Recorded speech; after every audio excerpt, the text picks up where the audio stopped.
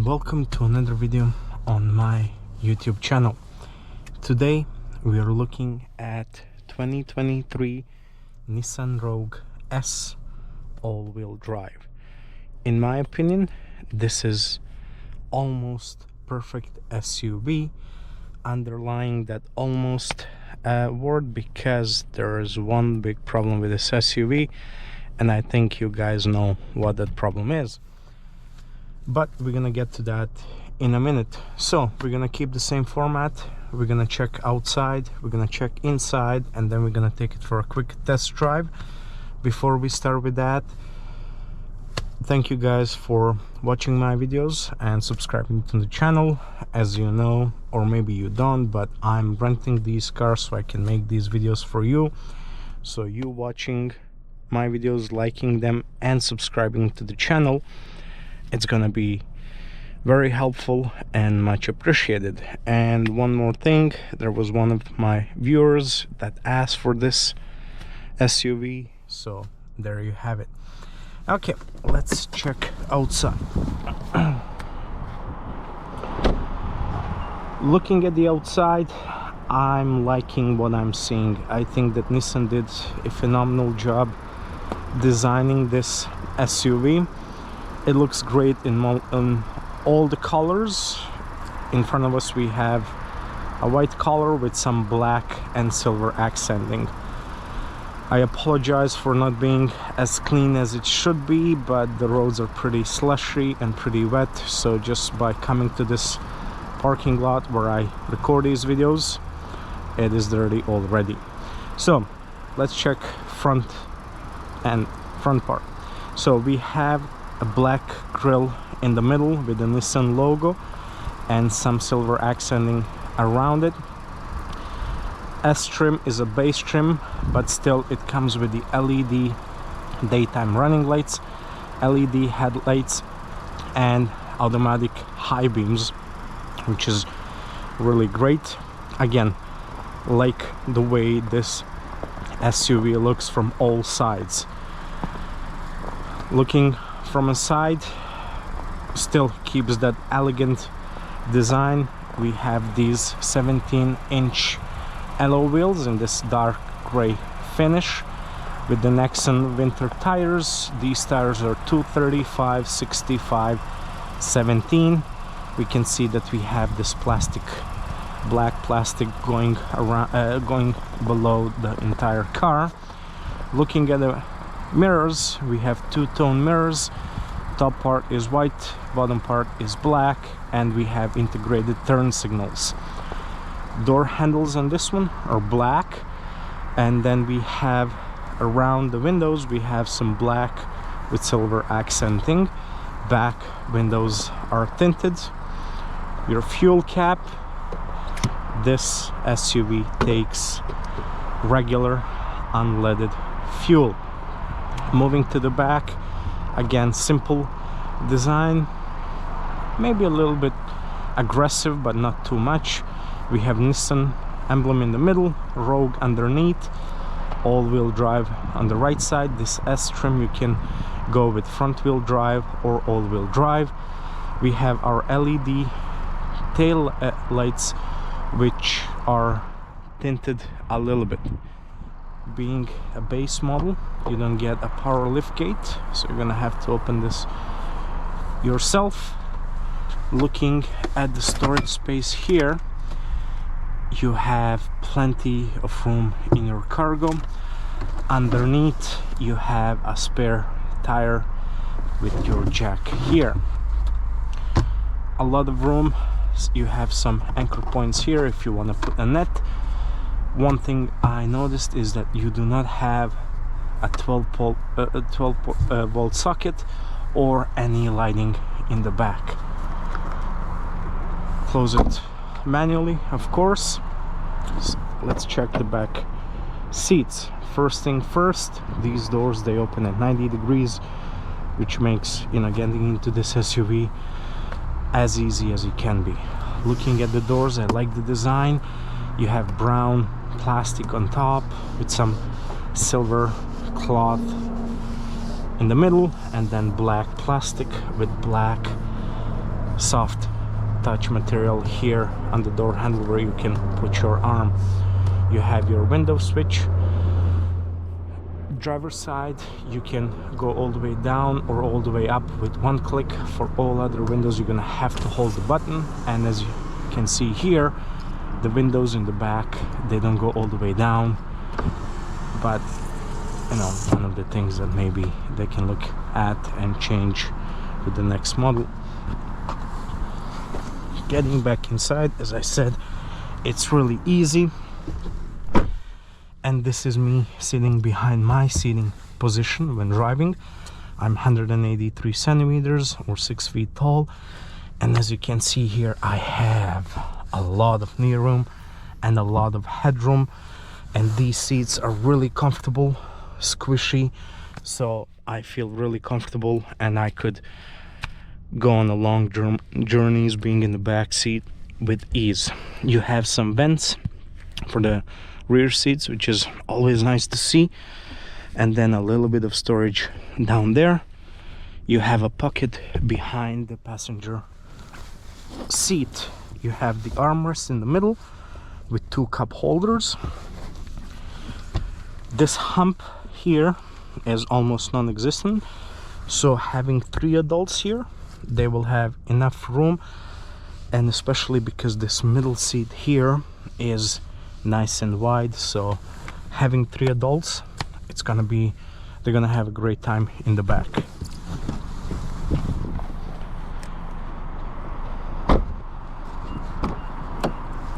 Looking at the driver's door, again, same design, just a little bit more controls here. So apart from being able to control all 4 windows, you can control and adjust your mirrors, and then you have lock and unlock button. Decent size storage here. You can easily put a bigger bottle with ease.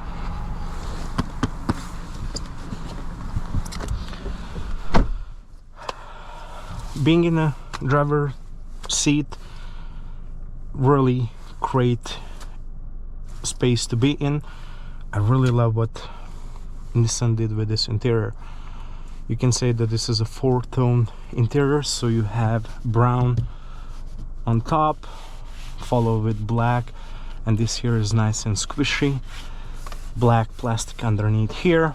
You have the cloth on your door panels, and then white pillars and white roof here, which really gives like an elegant feel to this cabin. Glove box, decent sized glove box. Moving to the central area, 7-inch touch display, Apple CarPlay and Android Auto as standard, but wired, not wireless. Really nice and responsive, and I'm using Android Auto, and I had no problem whatsoever connecting this phone to the system, and it worked flawlessly. Underneath here you have some buttons for quick access to your menu, audio, change tracks, camera settings. Underneath you have 2 vents, your AC control, so dual zone in this car. These buttons and knobs, they feel great. Both passenger and driver side seat are heated. You also have a heating steering wheel, which you can control here, and then your basic AC controls, but all that you need. This car does not have a keyless entry, but you get a button for, you know, start stop your engine, USB-C, USB-A, and 12-volt socket. Storage area here, and this area here is rubberized, so whatever you put there will not slide around. Great. Your shifter, 2 cup holders, parking brake, auto hold, and the knob to change drive modes. You have off-road, snow, auto, eco, and sport. A central area here, storage really nice and deep, and it's split opening, which is great to have. And you have a lot of storage area here for your purse, bag, or whatever you need to put there. And also on top of that, you have a place to put your sunglasses here. Looking at the steering wheel, love how it looks, love how it feels. It's a leather steering wheel that's heated, as mentioned, and you have the controls on the left side. You can control your music and the display in the middle. We're going to talk about that in a sec. And then on the right side, you have your controls for the cruise control. You have pedal shifters, which I will remove honestly because this car having a CVT, but we're going to talk about that in a minute. On your left side, you have your controls for your lights, and then on the right side you can control your wipers, front and the back. And I'm just going to demonstrate that here. When you want your washer fluid, they come out of these blades. Looking on the left side, you have a button here to adjust the brightness of the screen, and you have Rogue written right here. Looking at the gauge cluster, you have two analog gauges. On the right side you have your speedometer, on the left side you have your RPMs, and in the middle you have the screen that's full color screen that shows you everything, and you can basically adjust any settings using this screen and these controls here. So basically you only use this screen for either Apple CarPlay or Android Auto. So let's quickly go through what you can see here. So you have your average fuel consumption and some other data, or fuel economy, your speed, your all-wheel drive system information, and also here you have the tire pressures, your music. Here you can adjust your safety features that you have, which is front and rear collision system. Do you want it to beep? Do you want it to brake for you? Blind spot monitoring. Do you want it to beep, or you're just okay having that triangle? I don't know if the camera is going to pick it up, just lit up. And then lane control, do you want it on or off? Settings. In settings, now here you can adjust whatever you want: vehicle settings, clock, maintenance, unit, language, you name it, you have it here. So basically you don't need to use this screen here other than for your music, your Apple CarPlay or Android Auto. Okay, let's take it for a quick test drive. When you put it in reverse, you have a backup camera with active guidelines, which is great to have. Put it in drive and let's go. Okay, let's talk about pricing, and then we're gonna talk about the engine, the transmission, the consumption, and how this car feels on the road. So, as mentioned, this is 2023 model, S trim, all-wheel drive. MSRP for this SUV was $31,400 Canadian. Now, because this is a used vehicle, and if you're looking to buy a used 2023 Nissan Rogue S trim, you're looking at about a range of between $24,000 to up to high $26,000. With the mileage like this one has 35,305 kilometers on the clock. You're gonna pay around $24,500. Interestingly, S trim in Canada, only in Canada, not in the USA, but in Canada, S trim, regardless if you go with a front wheel drive or all-wheel drive, you're getting 2.5 liter 4-cylinder engine that's producing 181 horsepower and 181 pound-feet of torque. For model year 2023, any other model comes with their new engine, 1.5 3-cylinder turbocharged engine, And then in the USA, regardless of the trim, that's the engine you're gonna get. If you're looking to buy 2024 Nissan Rogue, regardless of the trim, you're gonna get that 1.5 3-cylinder turbocharged engine with variable compression. Regardless again of the engine, all models come with the CVT transmission, and that is one thing that is holding back this SUV of being a perfect SUV, in my opinion. If you're a car enthusiast, you know what's going on with the Nissan right now. They're almost at the edge of the bankruptcy. They're merging with Honda to try and save the company, and in my humble opinion, I think that this is the biggest fall in automotive industry, because Nissan has such a great legacy, and my only question for them is, why did they stick to the CVT transmission? I've talked to some colleagues and friends, and we were discussing about CVTs in Nissans, and the question is not whether you're gonna have the problem with your CVT, but when will that problem come. And if this SUV had 8-speed automatic transmission, in my opinion, it would be a perfect SUV, because design on the outside, design here inside the cabin,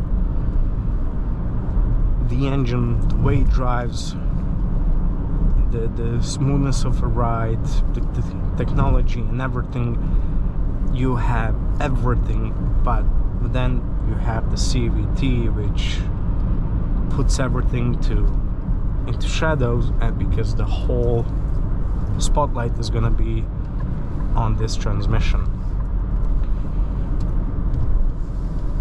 Now, ride quality, I find this SUV to be really comfortable to drive. It's not fast, but it has decent power, especially this 2.5 liter. 1.5 produces 201 horsepower and 225 pound-feet of torque. It's quicker and faster and better on the fuel than this 2.5, but even with this 2.5, it's still fairly quick. Merging onto a highway, you'll have no problem whatsoever, and reaching that highway cruise speed of around 110 or 120 kilometers per hour, you will have no trouble whatsoever. Being in Montreal, there it is, landing. This is Airbus, I believe, A350. I might be mistaken, but moving back to the car, I think this SUV drives great. The ride is smooth and comfortable. These seats are one of the most comfortable seats I've sat in. You have everything, but the CVT is the biggest problem. Let's talk quickly about that 1.5 liter 3-cylinder turbocharged engine, because that engine is a big breakthrough when it comes to engines with a variable compression that Nissan was working for nearly 20 years before they launched it. Consumption much better than this. This one is gonna do city 9.2 liters per 100 kilometers. Highway is gonna be 7.2 liter per 100 kilometers, and then the fuel tank capacity is 55 liters. In the MPG world, city is 25.5 mpg, highway 32.5 mpg, and the tank is 14.5 mpgs. Talking about 1.5 average fuel consumption, so city highway combined, you're looking at 7.8 liters per 100 kilometers, which is a significant change. But that engine is I had a chance to drive 2024 Nissan Rogue with that engine back in summer, and I had that SUV for 3 days, and I was blown away with that engine. How quiet it is, how fast it is, and then the consumption on top of that, having such a small engine on such a big SUV, because this is a big SUV, right? It was, for me, it was a I don't know, I was surprised, I was speechless. But as I said, it's a brand new technology with variable compression. What that means that you have a shaft, an additional shaft, which basically, based on how you're driving, are you cruising on a highway or you need to accelerate, it's gonna adjust the way and how much your pistons are gonna go up in your engine, and basically produce either high compression or low compression. All that sounds great, and it is great, but the question now is, because it's a new technology, how reliable it's going to be, because it's so complex to the point where Nissan engineers did not issue a manual for their repair technicians on how to repair that engine component, that like whole engine, like not the whole engine but the part of the engine. So basically what that means is, because it's complex, but if you have a tiny part that goes and it's broken, you're gonna have to change the entire thing, which can be pricey. But it's still too early to talk about it, because it's a new technology, and with time we're gonna see how reliable it is. But even with that, and 2024 has a newer model when it comes to the CVT, but it's still, CVT takes all the spotlight and all this great technology that Nissan is putting in with the engines, and you know, the design of this SUV falls behind when you mention CVT. And talking about the CVT, on the trip that I was on my third day of having the car with me, I was on a parking lot, wanted to back out of it. I wanted to put it in reverse, but it didn't want to go. It didn't want to. CVT was simply skipping the reverse, and I was like, okay, that's it. Now I need to call a roadside assistance.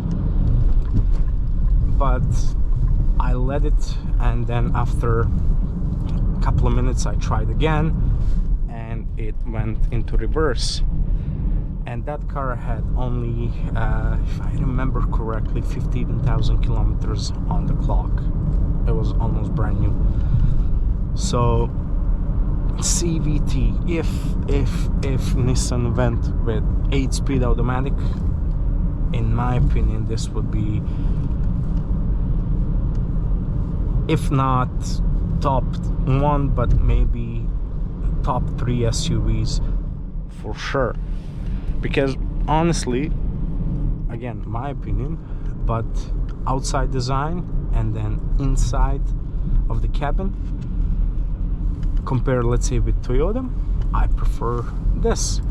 And then if you go with Platinum trim, which is a top trim for the Nissan Rogue, you're getting a bigger screen, digital display, leather seats, that, you know, it looks amazing. It looks amazing.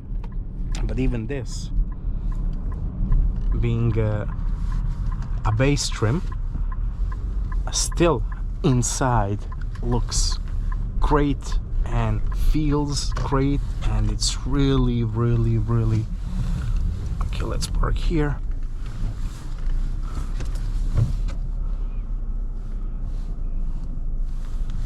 Looks great, and it's really comfortable with all the technology that you need, right?